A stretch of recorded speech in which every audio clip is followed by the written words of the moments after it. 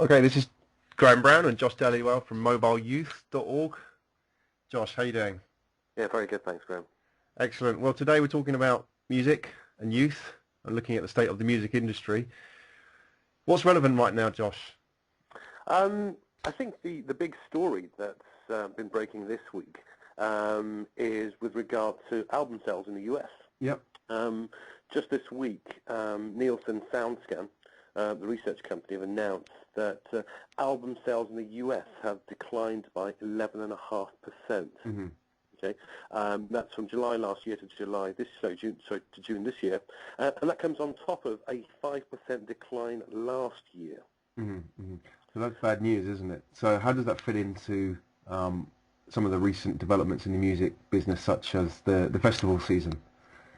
I mean, if we look at some of the other news that's out this week, is the Glastonbury's obviously had a very positive impact on the artists that were performing there. HMV have reported a five-fold, that's 500% sales increase for Jay-Z's last album. Yeah.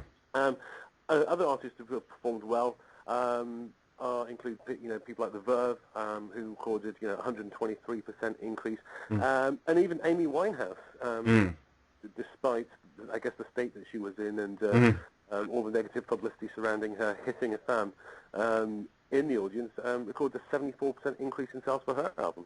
Well, I suppose the old maxim is true that no publicity is bad publicity. Let's go back to the Jay-Z thing of it. The Black Album, up nearly 500%. Big hoo-ha about Jay-Z performing at Glastonbury, but I guess one of the key things is that he got across to a new audience, didn't he? Absolutely, absolutely. And I think a lot of the people who were probably attending Glastonbury were probably a little bit sceptical about a hip-hop act being sort of headlining there. So, yeah, but very good news. So I read this week as well comments by John Gapper in the FT about the Glastonbury Festival.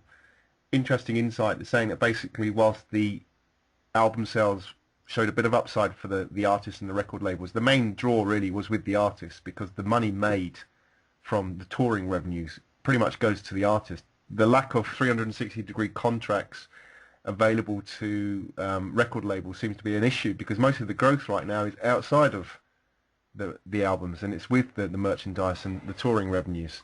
So the record labels at the moment is a bit stuck. So what sort of things are they doing at the moment to really try and defend their industry? But in terms of using kind of the whole sort of internet and downloading to increase revenues, or certainly increase marketing. The Verve, who I mentioned, performed at Glastonbury, this week announced that they're launching an exclusive single for download off a specific website, which is called vervedownload.com, which is a single which won't be on their next album, which is going to be free to, it's available for free download over the next 6 weeks. At the same time, Coldplay, who are obviously, Radiohead, not Coldplay, Radiohead have announced that you'll be able to listen to their whole new album, which is In Rainbows, on last.fm. And, it's going to be ad-supported, but you'll be able to listen to the whole album. And I'm sure what they're looking to do is to encourage people to listen to it and then obviously then go and buy it. Well, let's remember that Radiohead scored a major PR coup with their offer of pay as much as you like download for their last album, yes, which generated, I mean, the numbers obviously are debated, but we're looking at figures between 5 and 10 million net gain for the group, given that they also don't have a record label to pay the kickback to. That was a pretty good move for them, and pretty shrewd in terms of collar inches as well.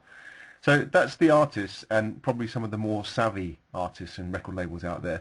What are some of the PR blunders that record labels are sort of getting engaged in at the moment in trying to stop people progressing in terms of file sharing? Yeah, I mean, the well-publicized story of the week, as far as I guess the BPI is concerned here in the UK, is that in conjunction with Virgin Media, who provide broadband services, they've written to 800 internet subscribers in the UK whose obviously identity that they've managed to capture. They've written to 800 subscribers saying that they have illegally downloaded at least one track, in some cases only one track, and that they should cease. There's a great article on the BBC website, including a video with a young person who claims that it's possible that, you know, he didn't download it, or it was, you know, somebody else in their family, or that you know, this was somebody sitting on their network. I think the issue is whether or not these people are the perpetrators of the perceived crime in terms of the BPI and Virgin Media's eyes is the actual PR spin-off. You know, what is the impact of this kind of measure against the customers in the long term? And it can only really be a bad move, can't it? Because they may win the battle in terms of stopping individuals downloading files, but ultimately they're going to disenfranchise the whole customer market, and customers will only hold negative feelings towards the record labels in the long term. I think that sort of permeates through when you get artists themselves leaving labels, because I think they see it either as a financial or PR burden on them. I mean, Radiohead, a good example. Madonna have left their label. I think there's probably a large number of other artists who are preparing to or have left their record labels in the last few years, just because the label isn't actually of benefit to them anymore. So, well, let's wait and see what happens. Josh, thanks a lot for your time. Thank you. This is Josh Dhaliwal and Graham Brown from mobileyouth.org.